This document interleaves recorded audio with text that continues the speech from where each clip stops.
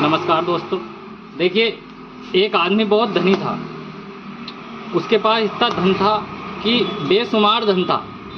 उसे पता ही नहीं था कि मेरे पास धन कितना है मेरे प्रेमियों। मगर वो हमेशा परेशान रहता था। इतना धन था कि आप यकीन मानना कि उसे खुद भी पता नहीं था कि मेरे पास संपत्ति कितनी है, धन कितना है। मगर वो उसके मन में शांति नहीं थी। वो हर समय इतना डरा डरा सा रहता था कि बस कुछ बूझो मत, जैसे मेरे पास कुछ है ही नहीं, या मेरा मुझसे कुछ छिन जाएगा। तो मेरे प्रेमियों, जब वो इतना परेशान रहता था, वो बहुत परेशान हो गया। वो ये सोचने लगा, मुझे इतना पता है कि मेरे पास धन बहुत है, मगर मेरा मन अशांत क्यों रहता, ये शांति मुझे मिलेगी कहाँ। तो उसने कुछ दिनों के बाद उसने सुना कि एक संत महात्मा आए हुए हैं अपने यहाँ। वो शांति का ही इलाज करते हैं। जो आदमी परेशान रहता है उसका ही इलाज है उसके पास। तो उसने सुना और वो उन महात्मा जी के पास गया।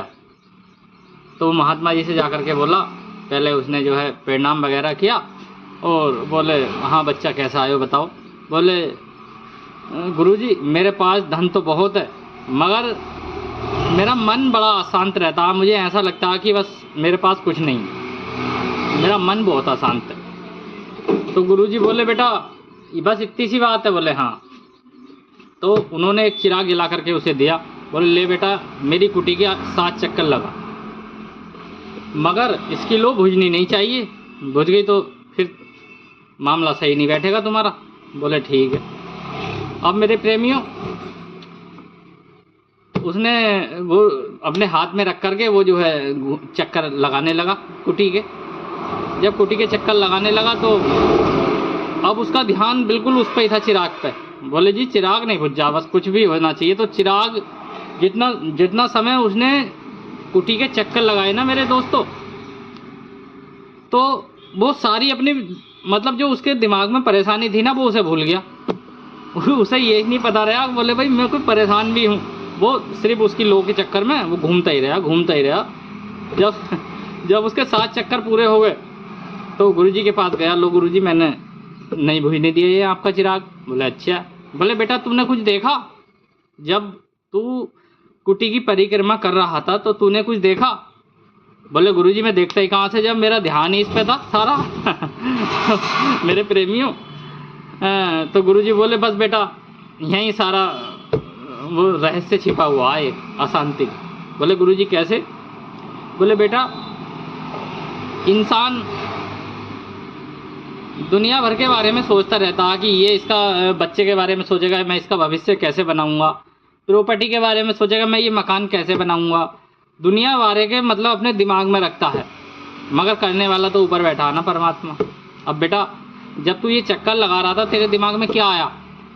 बोले गुरुजी मेरे दिमाग में तो कुछ आया ही नहीं, बस मेरा तो इस पे ही ध्यान था बिल्कुल, मेरे याद ना आया कुछ भी। बोले तो बेटा बता। तो बेटा अब तेरी समझ में आ गया होगा या नहीं आया, या और समझाऊं अभी?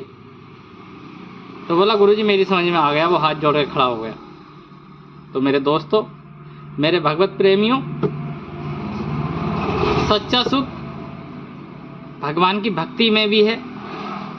भगवान की भक्ति में तो है ही है, मगर हम ध्यान देखिए एक जगह लगा लेंगे ना, हम किसी भी देवता की भक्ति में लगा लो, किसी भी चीज़ में लगा लो, तो दिमाग हमारा इतना परेशान नहीं रहेगा, दिमाग हमारा संतुलन में रहेगा। और जहाँ हमने ये सोच लिया ना, बोले भाई मुझे गाड़ी लेनी है, बंगला लेना, ये लेना, ये तरह तरह की बातें, तो हमारा मन तो अशांत रहेगा ही। देखिए भक्तों, तो मेरे भक्तों, मेरे प्रेमियों, आप ये सोचो कि हमें खुश कैसे रहना, मन की शांति कैसे प्राप्त करें। तो आप इस नियम को अपनाएं और मैं मानता हूं कि शांति हमको अवश्य मिलेगी। तो मेरे दोस्तों, मेरे प्रेमियों, अगर वीडियो पसंद आई हो तो एक लाइक शेयर ज़रूर करें, चैनल को फॉलो कर लें और स्वस्थ रहें। देखिए मस्त रहें, भगवान का गुणगान करते रहें। भगवान की भक्ति से बढ़कर कुछ नहीं है।